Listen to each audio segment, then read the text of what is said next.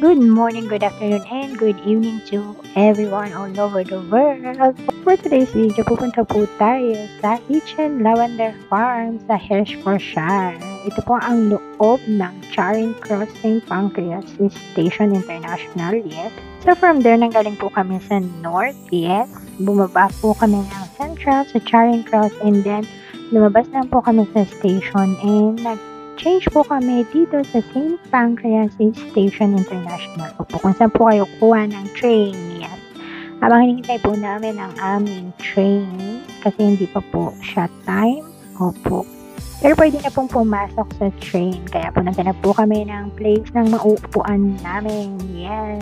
So, 1 hour and 30 minutes po ang biyahe. So, yun. Nakarating na po kami sa Hitchen. Hintay naman namin po ang bus papuntang Lavender Farm po. Yeah. So, 2 bus po. First stop po namin dito sa may pinaka-central nila. And then, walking po kami papunta dun sa another bus going to Lavender Farm. So, yun po. Ito po ang bus and loob ng bus. Yes. So, nung nakababa na kami, nung nakalagpas pa kami, pero dun sa nalagpasan namin, may nakita kami ganito, Metro Manila House. So, baka yung may-ari is Filipino, yes. Sa tapat lang nun is, yun na po ang farm ng Lavender Farm. Yes. Hitchen Lavender Farm. Yes po. May entrance po ang adult and kids. Nakalimutan ko lang po kung magkano, no? So, pag pumunta po kayo dito, make sure August 15 and 16 po ang pinaka peak season po ng lavender nila, as in blooming na blooming po ang mga lavender nila dito kapag 15 and 16 po. Yes, nalaman lang din po namin yan dun sa driver. Opo, so yun po, enjoy the view. Yes, konti na lang po yung lavender dito sa may harapan, pero dun po sa may dulo-dulo makapal po ang lavender. Meron din po pala sila ditong mga souvenir kung gusto mo po, yes, mabango po ng mga souvenir dyan. And then, tinry din po namin yung ice cream lavender, which is ang sarap din po nun. May ganun po pala. So, ang sarap po. Yes. So, taking photos muna po kami.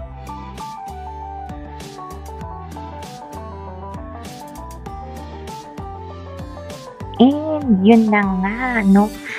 Nag-video ang lola nyo. Meron po akong video dito na umikot ang mundo. So, bahala na po kayo. Yes, maganda na pa rin naman po ang pagkakakuha. So, enjoy the moment na lang po. Yes. So, meron din po pala ditong makikita nyo ang sunflower. Kung saan ang sunflower ay mga patulog dahil ang init-init po nung time na yan. Yes, sobrang init po. As in, kulang na lang magpayong po kami. Pero carry naman, kinary na namin mga bakla yun. So, enjoy the view po. Thank you. Kung nagustuhan nyo ang video na to, please don't forget to react, comment, and share. And watch till the end po the video. Thank you. Paalam. Bye-bye, babush. God bless.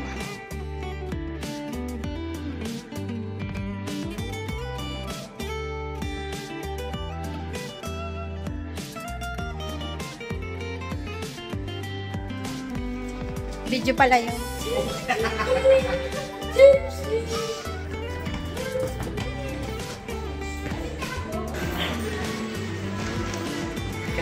Start